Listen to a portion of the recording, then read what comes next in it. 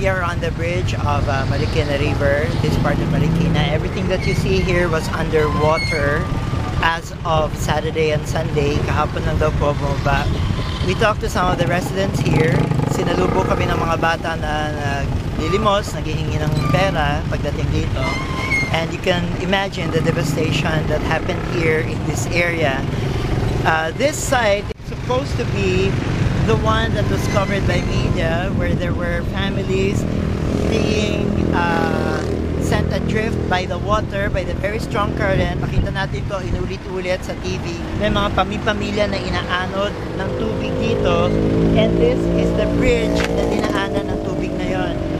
This is Marikina River, and you can see that the people are starting to rebuild their homes, rebuild their life. There's a lot of people walking around here aimlessly. Marami pong naglilimos pa rin. May mga nakita kami naglalaban ng damit doon, yung iba nag-aayos ng bahay. Kanina, in another area that we went to, may mga tao naman na nagbubungkal ng basura. It's hard to figure out what they were trying to do. Marami sa kanila maaaring paralyzed pa rin sa mga nangyayari. So this is just a part of the